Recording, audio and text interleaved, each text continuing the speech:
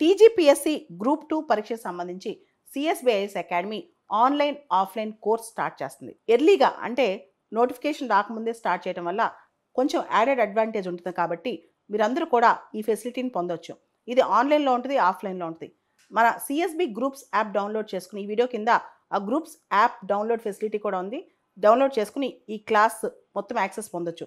ఇది 5 to 6 months ఉంటుంది. Online offline మీరు అందరూ రావచ్చు. అప్డేటెడ్ స్టడీ మెటీరియల్స్ ఉంటాయి. కొత్తగా 2025లో ప్రిపేర్ చేసిన స్టడీ మెటీరియల్స్, దాంతోపాటు రెగ్యులర్గా నెక్స్ట్ 6 months ఎవ్రీ వీక్ టెస్ట్లు ఉంటాయి అనమాట. ఇది కోర్స్ ఫీచర్స్.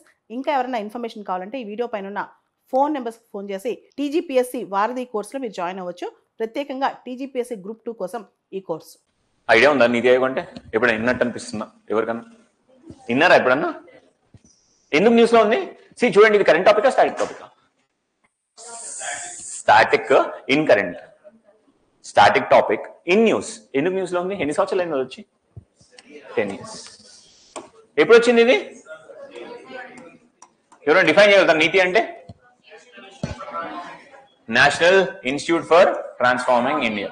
ఓకే, దీనిలో మీరు ఒక ఇంట్రడక్షన్ రాయాలనుకుంటే నీతి ఆయోగ్ పైన ఏం రాస్తారు? నీతి Aayog is a policy think tank. Policy think tank of Government of India intended to replace what? Planning Commission. Intended to replace Planning Commission and provide India with new mode of governance or new model of governance. So, తెలుగులో రాసే వాళ్ళకి నీతి ఆయోగ్ అనేది ఒక policy think tank. Okay, ఎందుకు planning commission ని replace చేయడానికి వచ్చిందని, planning commission ని ప్లేస్ లో వచ్చిందని రాయండి. ఓకే, ప్లానింగ్ కమిషన్ స్థానంలో వచ్చింది ఎందుకు? ఒక కొత్త మోడల్ ఆఫ్ గవర్నెన్స్ ఇవ్వడానికి. చెప్పండి, అర్థం కాదు, గట్టిగా చెప్పండి, పర్లేదు, no harm. Bottom to top approach కోసం వచ్చిందని చెప్పండి. నేను ఈ బాటమ్ టు టాప్ అప్రోచ్ ఎందుకు చెప్పలేదు అని అంటే, దాన్ని నేను ఇంట్రడక్షన్ లో కన్నా ఒక ఫ్లో చార్ట్ ఆర్ వాల్యుయేషన్ కింద వాడతా. ఎట్లా వాడచ్చు? So I just draw a table like this. అంతేనా? దీనిలో ఒక ఆరో వేయచ్చా? అదే నేను ప్లానింగ్ కమిషన్, ఇది ప్లానింగ్ కమిషన్, దీన్ని నీతి ఆయోగ్ అనొచ్చా? నేను దీన్ని నీతి ఆయోగ్ అంటాను, దీన్ని ప్లానింగ్ కమిషన్ అంటాను. ఇక్కడ నేను what is this show? Top to down approach. అంటే పైన తీసుకున్న నిర్ణయాలు కింద ఇంపోజ్ కాబడుతున్నాయి. ఇక్కడ కింద తీసుకున్న కింద వాళ్ళతో తీసుకొని పైన వాళ్ళతో చర్చించి ఇట్లా మళ్ళా కింద కోసం చూపించవచ్చు. So can I say bottom approach? ఇక్కడ నేను టాప్, మీరు అన్న వర్డే I just converted it into a diagram or something. This is your value add. ఇది నేను చేసినాను. మా క్వశ్చన్ ఈసారి టీజీపీఎస్సీలో ప్లానింగ్ కమిషన్ వర్సెస్ నీతి ఆయోగ్ అని అడిగితే నేను ఇదే చేస్తాను. Actually the same diagram I Drew in my means. Okay, ఇది మీకు ఎవరు చెప్పరు, నేను కొన్ని చెప్పగలుగుతున్నాను. కానీ నా పాయింట్ మీకు నేను చెప్పినవి ఎగ్జామ్లో రావడం కాదు, మీకు మీ మైండ్లో ఆ క్రిటికల్ థింకింగ్ ఇండ్యూస్ చేయడం అంతే. మీ మైండ్ లోపల ఈ పాయింట్ ని ఎట్లా నేను ఎగ్జామ్ లో వాడచ్చు అనే థింకింగ్ ఇంట్రడ్యూస్ చేయడమే నా పని. నేను చెప్పినే వస్తాయి ఎగ్జామ్ లో, నేను ఎన్ని చెప్పగలుగుతా? ఆ ఎగ్జామ్ లో ఏ నోట్స్ చూస్తాడు, తనకి ఏం మంచిగా అనిపిస్తుంది, తను ఏం అడుగుతాడు. కానీ మీరు డెప్త్ గా కవర్ చేస్తున్నప్పుడు మీరు ఈ మోడల్లో థింక్ చేయండి. ఇది ఎక్కడ దొరకదు మీకు ఈ డయాగ్రామ్, మనం వేసుకోవాలంతే, మనం వేసుకోవాలి. మీ దగ్గర ఉన్న లైన్స్ ని డయాగ్రామ్స్ ఒక ఎట్లా కన్వర్ట్ చేయగలుగుతున్నాను.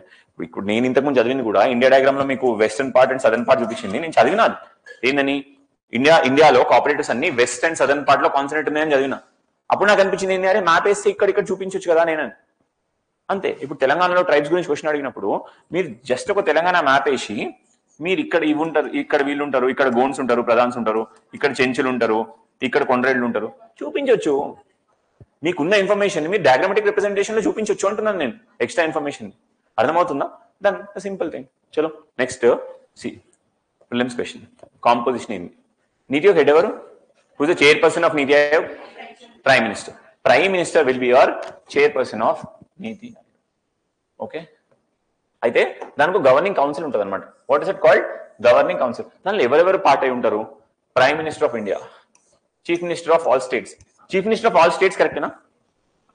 యూనియన్ టెరిటరీస్ చీఫ్ మినిస్టర్స్ ఉంటారు. యూనియన్ టెరిటరీస్ కి చీఫ్ మినిస్టర్ ఉన్నా సరే దానికి ఒక అసెంబ్లీ అనేది ఉంటే మాత్రమే వాళ్ళు ఉంటారు అనమాట. ఏవి ఉన్నాయి అసెంబ్లీ ఉన్న union territories? Pondicherry, Delhi, Jammu and Kashmir, Ladakh. So ఎక్కడెక్కడైతే యూటీస్ లో లెజిస్లేచర్ ఉంటుందో ఆ వాటి, సో మీకు తను డైరెక్ట్ గా ఆప్షన్స్ లో పాండిచేరి ఇట్లాంటివి కూడా ఇవ్వచ్చు. సో బీ వెరీ అవేర్ ఇక్కడ. So pointers chief ministers of all states and UTs with okay. Next point రండి, lieutenant governors of other UTs. ఎక్కడైతే లెజిస్లేచర్ లేదో, ఏ యూనియన్ టెరిటరీకి అయితే, ఏ యూనియన్ టెరిటరీ ఐడియా ఉంది కదా, what is union territory in Telugu called? కేంద్ర పాలిత ప్రాంతాలు. ఆ కేంద్ర ప్రాంతాల లోపల అసెంబ్లీ లేకపోతే, అంటే అక్కడ ఒక లెజిస్లేషన్ లేకపోతే వాళ్ళ లెఫ్టినెంట్ గవర్నర్లు కూడా ఉంటారు అనమాట. ఎవరు? లెఫ్టినెంట్ గవర్నర్లు కూడా ఉంటారు. నెక్స్ట్ రండి, ఎక్స్ అఫీషియో మెంబర్స్ అంటే, ఎక్స్ అఫీషియో మెంబర్స్ అంటే ఎవరెవరైతే ఉండగలుగుతారు, ఎవరెవరు ఉంటారు వాళ్ళు? 4 మెంబర్స్. వాళ్ళు ministers nominated by PM. Council of ministers ఉంటారా, మొత్తం మంత్రులు ఉంటారా, 4 ప్రధానమంత్రి పిలవచ్చు దానికి. ఎవరు వాళ్ళు? 4 council of ministers, anybody. Okay. Next point కి రండి, వైస్ చైర్పర్సన్ నీతి ఆయోగ్. వైస్ చైర్పర్సన్ అంటే వీసీ. వీసీ ఐడియా ఉందా? సో ఒకరిని పిఎం వైస్ చైర్పర్సన్ గా పెడతాడు. ఇంతకుముందు అమితాబ్ కంత్ అనే ఒక పేరు చాలా ఎక్కువ అనిపిస్తుంది. తను ఎవరు? తను చైర్పర్సన్ కాదు, తను వైస్ చైర్పర్సన్. కానీ నీతి ఆయోగ్ పనులన్నీ చేసేది ఎవరు? ఆబ్వియస్ గా vice chairperson. Right, because prime minister is always in his helm of affairs. తను తన పనులలో ఉంటారు కాబట్టి vice chairperson is the one who is officially overlooking the functions of NITI Aayog. Okay. ఈ పాలసీ ఇష్యూస్ ఇవన్నీ చేసే ప్రైమ్ మినిస్టర్, ఇన్ని ఇండెక్సెస్ ఇవన్నీ వదిలేది కాదు. It is always chairperson. Okay. Full time members of NITI Aayog కూడా ఉంటారు దీనిలో. Full time members of NITI Aayog కూడా దేనిలో ఉంటారు?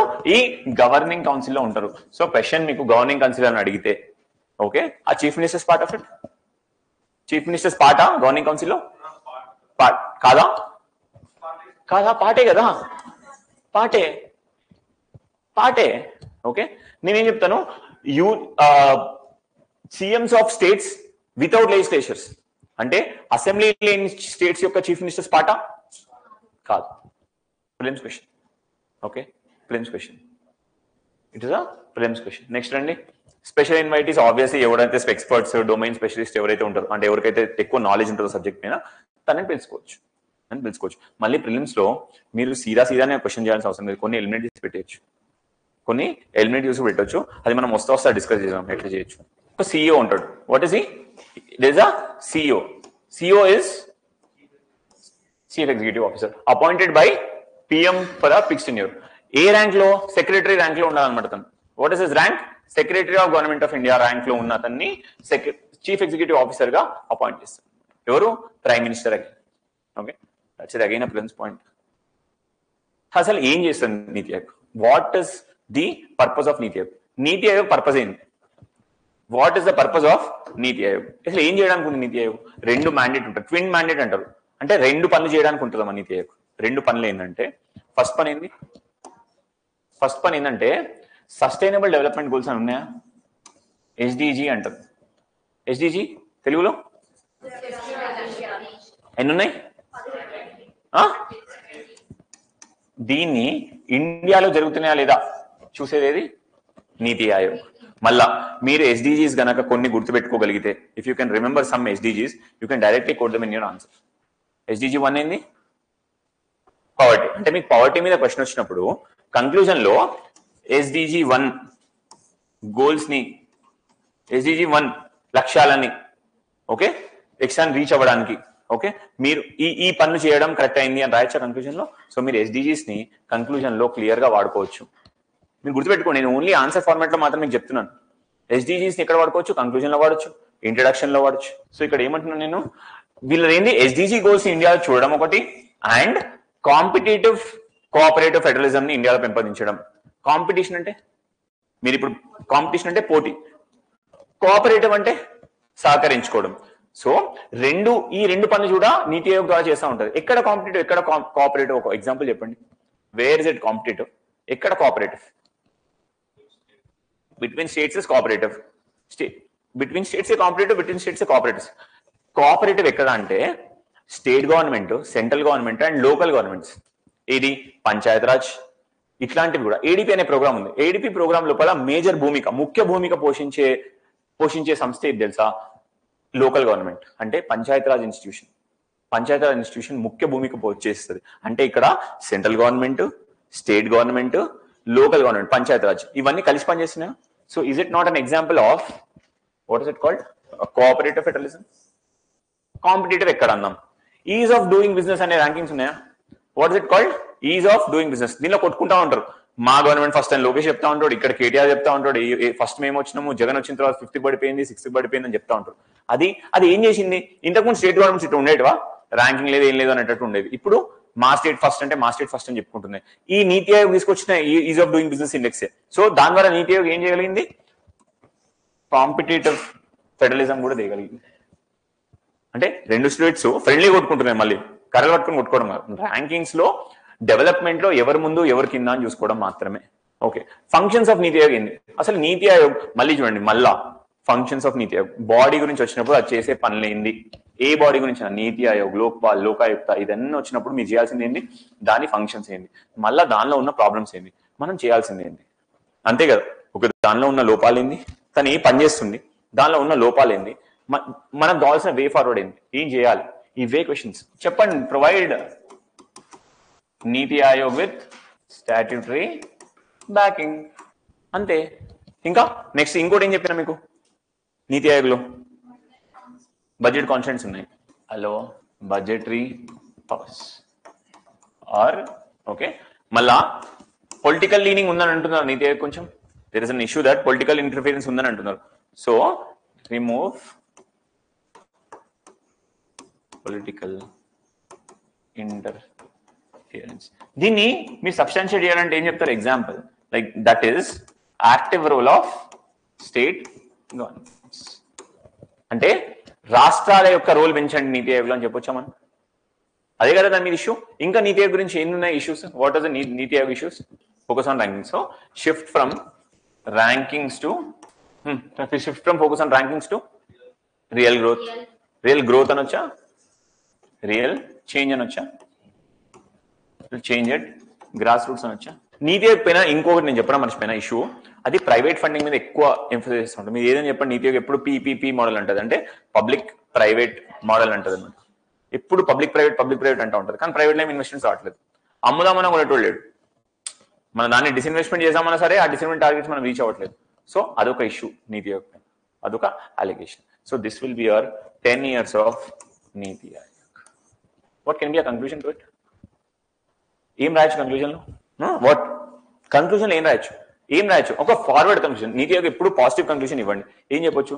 నీతి Aayog role in governance can be enhanced to achieve goal of, simple as that. This can be your conclusion. Viksit Bharat achieve చేయడానికి 2047 లోపల, 2047 అని ఎందుకంటున్నా ఏమవుతుంది? 2047 వరకు 100 years ఆఫ్ ఇండిపెండెన్స్ అవుతుంది. అంటే 100 సంవత్సరాలు ఇండిపెండెన్స్ వచ్చినప్పుడు అవుతుంది. కాబట్టి మనం ఏమంటున్నాము? ఈ నీతి ఆయోగ్ రోల్ ని గవర్నెన్స్ లో పెంపొందించడం ద్వారా ఈ వికసిత్ భారత్ ని మనం అచీవ్ చేయగలుగుతామని అనొచ్చు. ఒక ఆన్సర్ లో ఇది రాశారు, ఇంకొక బాడీ వచ్చింది, అప్పుడు వికసిత్ భారత్ అని రాయకుండా సబ్కా సాత్ సబ్కా ఇది రాయండి. మీకు ఇన్ఈక్వాలిటీ అనే ఇష్యూ వచ్చింది అనుకోండి, లేకపోతే డౌనర్ సెక్షన్స్ ఎస్టీస్ పైన చాలా ఇష్యూస్ అవుతున్నాయి, అప్పుడు సబ్కా సాత్ సబ్కా వికాస్ అండ్ సబ్కా వాట్ ఇస్ ఇట్ విశ్వాస్. ఎందుకు అది? అంటే ఇన్ఈక్వాలిటీస్ లేవు, అందరినీ కలుపుకొని తీసుకెళ్తున్నాం చెప్పడానికి. This is again not my words, this prime minister's words. అర్థమవుతుందా? Prime minister's words. సో సబ్కా సాత్ సబ్కా వికాస్ సబ్కా విశ్వాస్.